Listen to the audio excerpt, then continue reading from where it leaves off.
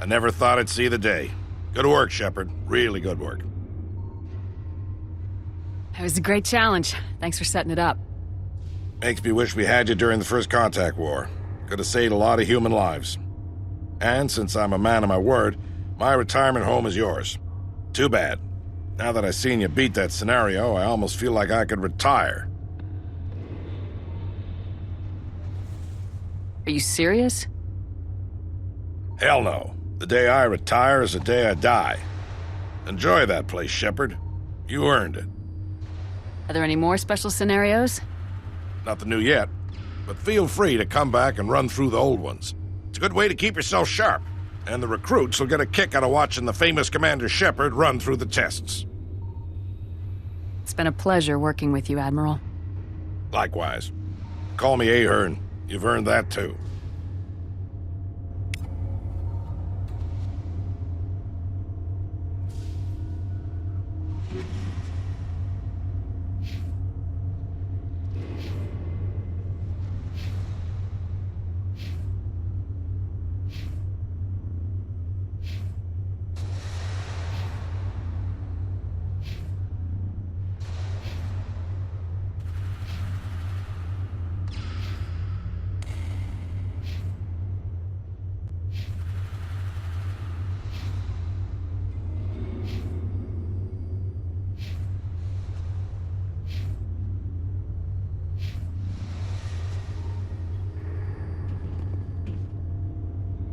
Shepard, I think you may have actually impressed the old man.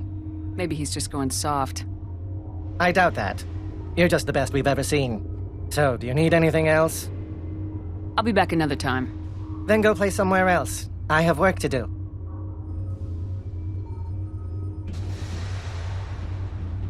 Huh.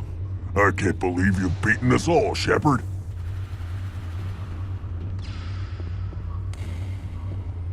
Thanks for your help, Shepard. I sure didn't want to spend my time on Pinnacle Station behind bars.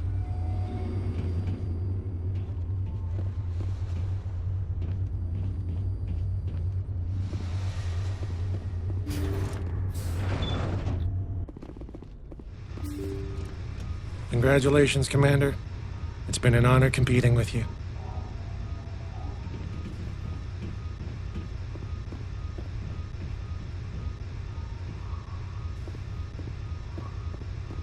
You need something else? I'll go check it out. Carry on.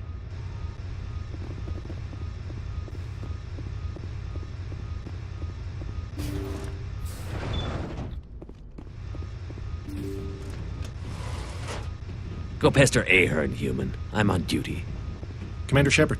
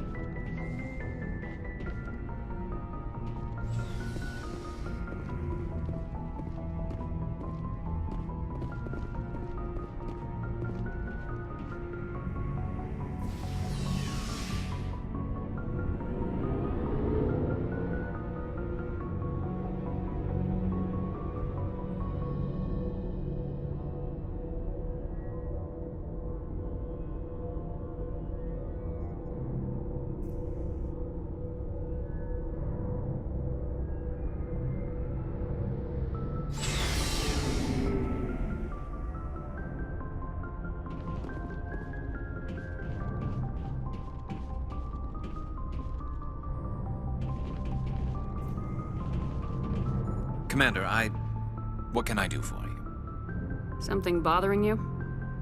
It's Saren. I'm starting to wonder whether we'll ever find him. He's always one step ahead of us, and he's got those damn Geth. We're getting close, Garrus. We'll find him. I wish I had your confidence. I just can't stand the thought of him getting away with everything he's done. I know you're doing everything you can, and if anyone can catch him, it's you, but if there's anything else I can do to help, anything, just tell me what you want me to do, and I'll do it. I understand your concern, but we will find him. Just make sure you're ready to go when we do. Yes, ma'am. You can count on me. Thanks for hearing me out. I appreciate it. Can I ask you something, Commander? What is it? Are you worried that the Council might be protecting Saren? I mean, they were really dragging their heels before. What if we find him, bring him back to the Citadel, and they refuse to act? I get the feeling this isn't a question. Speak your mind, Garrus. Well, maybe we shouldn't give them the chance, Commander. In my opinion, Saren's too dangerous to be kept alive. Too much could happen. He could escape, or the Council might let him go. If we find him, when we find him, I say we make sure we stop him permanently. If Saren won't listen to reason, if he forces my hand, I'll kill him in a heartbeat. But only if it's absolutely necessary. But what's the point in keeping him alive? It just gives him an opportunity to escape or convince the Council to listen to him. And what about the Geth? They might try to free him. We know more about Saren's plans than anyone. But what do we really know? If we just kill him, we lose the chance to find out. Yeah, I see your point. Do you really think there's more to know, other than the fact that he's a raving lunatic? Maybe, maybe not. But it's not a chance I'm willing to take. Yes, ma'am.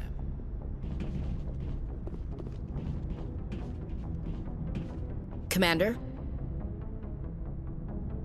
What's your opinion of the last mission? Not sure I buy Dr. Tassoni's story about her and her I think mom. she's being straight. Yeah. Too bad those ruins got destroyed. I mean, they lasted thousands of years. That's impressive. Do you have a few minutes to talk? One-on-one? Sure. I was just watching some mail from home. Oh, before I go, we saw Caden in a news vid about the Normandy. He's cute. Later, sis. Let's pretend this never happened. Are you interested in the lieutenant, Chief? No, ma'am. And anyway, Scuttlebutt says he's already sweet on someone. What's up? You didn't come by to eavesdrop on family mail. Your family seems to be important to you. Yeah, we've always been close. Me and my sisters especially. With Dad on duty so much, I had to help Mom raise them.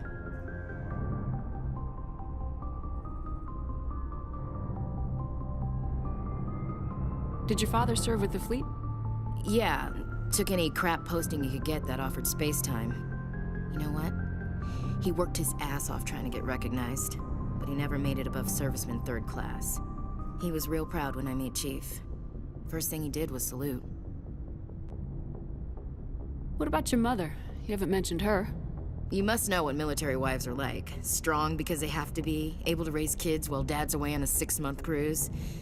She has a degree in planetary geology. She and Dad both wanted to see new worlds. She gave up her career to raise us, though.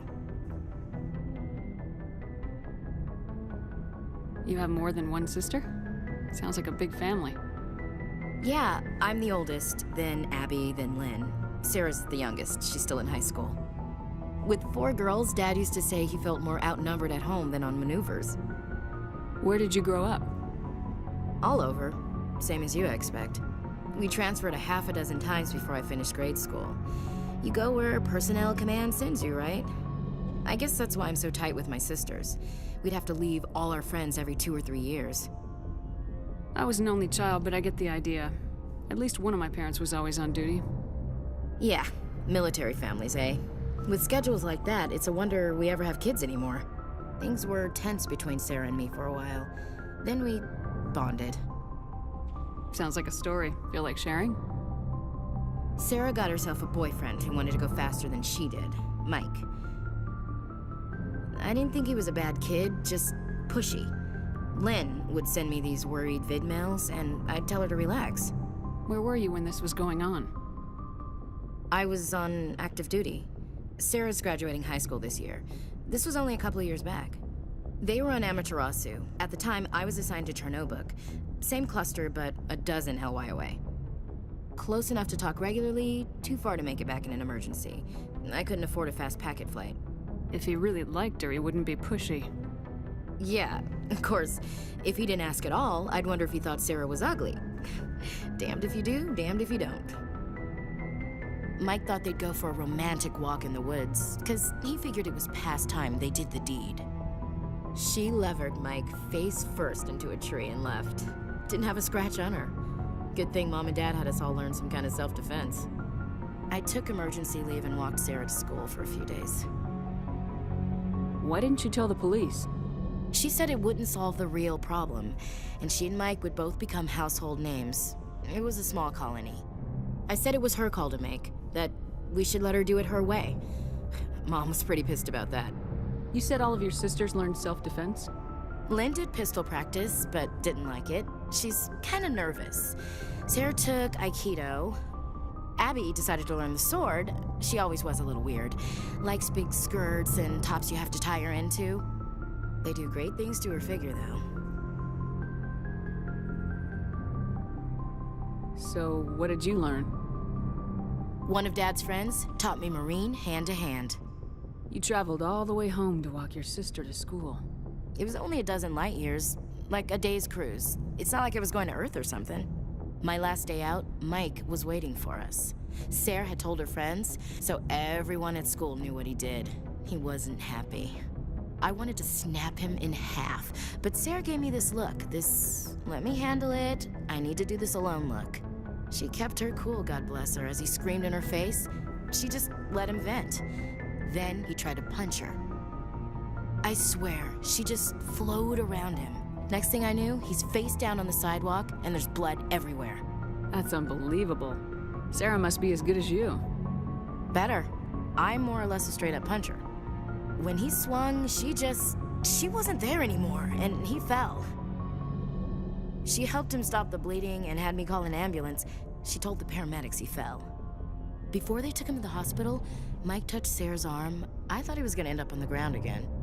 But he hung his head, whispered, "I'm sorry," and started crying. And she hugged him. The Williams women are a decisive bunch, Commander. We do things when we're ready.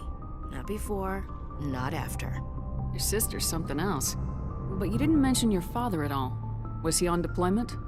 Dad always wanted to serve in space, but he wanted us to have real ground under our feet. He'd say, space is beautiful, but you can't raise a family there. I cannot rest from travel. I will drink life to the lees. All times I've enjoyed greatly, have suffered greatly, both with those that loved me and alone. For always roaming with a hungry heart, much have I seen and known, cities of men and manners, climates, councils, governments. I never thought I'd hear you reciting poetry. Just because I can drill you between the eyes at 100 meters doesn't mean I can't like sensitive stuff. Just don't spread it around. Ulysses was my dad's favorite poem. Every time he shipped out, he recorded me reading it. He had a dozen versions when he retired. Does he still like it? I sure hope so. I read it to his grave every time I go home. Dad passed on a few years back. He's probably still watching, though. You mean from wherever we go after death? Dead on, Skipper. He's with God now. That's not a problem with you, is it? That I believe in God?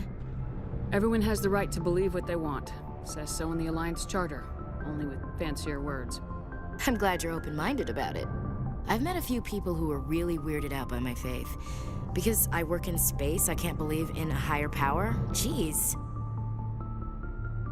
Hello, have you people looked out the window? How can you look at this galaxy and not believe in something? I should get back to my duties. Didn't mean to take up so much of your time. Dismissed, Chief. Ma'am.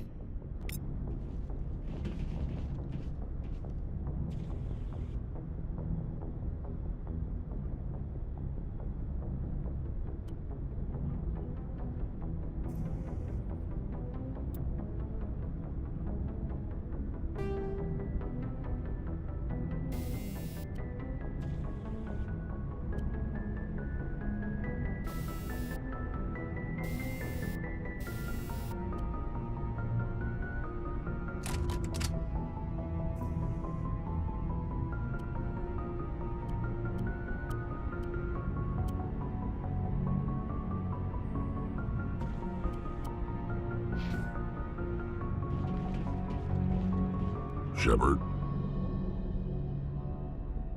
So you'd rather be a merc than help your people? I'm a fighter. It's what I do. Aren't you at all worried about what will happen to the Krogan? What the hell do you want me to do about it, Shepard? I'm tired of sticking my ass on the line and getting nothing for it. So you're just giving up on your people? I gave up on fighting for a lost cause. I'm not like you, Shepard. I'm no hero. Bottom line, killing for credits simplifies things. You ever think about helping your people?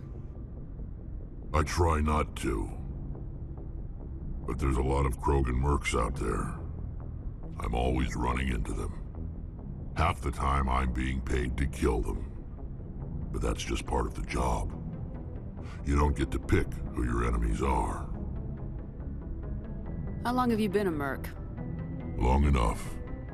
I took my first contract right after I left my home system. It's good work if it doesn't kill you.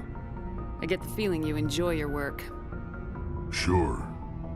You get to see the galaxy on someone else's credits, and most days end with a good fight. I've tried more organized fighting, private armies and such, but it gets too messy. I fight best on my own, or in very small groups.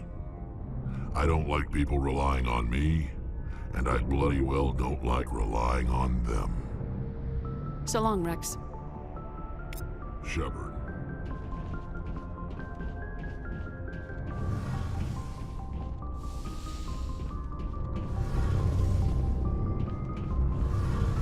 It feels like we're getting near the end, doesn't it, Shepard? With Saren, I mean. It won't be much longer. One way or another, it'll all be over soon. You'll find the conduit before he does. I know you will. You have to. And after this is all over, when my pilgrimage ends and I go back to my own people, I'll be proud to say I was a part of it. We couldn't have done this without you, Tali. You've been good to me. A lot of people treat Quarians like second-class citizens. They just want us to go back to our fleet and disappear. But you've treated me just like everyone else on your crew. Like an equal. That means a lot, and it says something about you. Whatever happens, I just want to say thank you for that. I'm gonna miss you when you go back to your own people, Tali. That won't happen for a while yet. I'll be right here anytime you need me. I should go. See you later.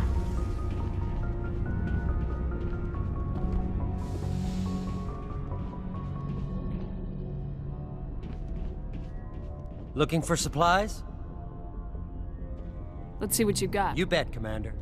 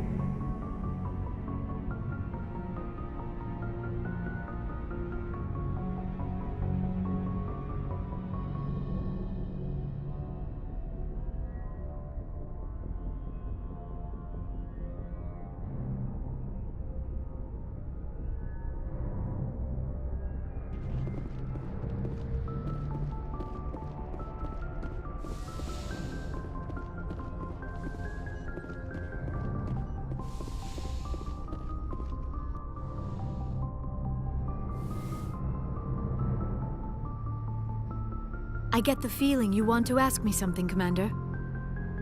Tell me about yourself, Liara. Me? I am afraid I am not very interesting, Commander. I spend most of my time on remote digs, unearthing mundane items buried in long-forgotten Prothean ruins. Sounds dangerous. And lonely. Sometimes I would run afoul of indigenous life forms or stumble across a small band of mercenaries or privateers, but I was always careful.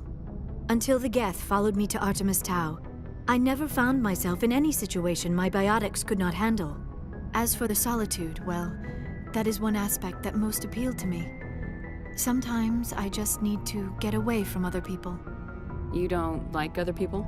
I suppose it comes from being a matriarch's daughter. People expected me to follow in Benezia's footsteps. They wanted me to become a leader of our people. Matriarchs guide their followers into the future. They seek the truth of what is yet to come. Maybe that's why I became so interested in the secrets of the past. It sounds so foolish when I say it out loud. It sounds like I became an archaeologist simply to spite Benezia. All children rebel against their parents. It's a natural part of growing up. Aha, you share the wisdom of the matriarch, Shepard. That is exactly what Benezia said when I told her of my decision. But there was more to it than that. I felt drawn to the past. The Protheans were these wondrous, mysterious figures. I wanted to know everything about them. That is why I find you so fascinating. You were marked by the beacon on Eden Prime. You were touched by working Prothean technology. Sounds like you want to dissect me in a lab somewhere. What? No, I did not mean to insinuate. I never meant to offend you, Shepard. I only meant that you would be an interesting specimen for an in-depth study. No, that's even worse. Calm down, Liara. I was only joking. Joking? Oh, by the goddess, how could I be so dense? You must think I am a complete and utter fool. Now you know why I prefer to spend my time in the field with data disks and computers.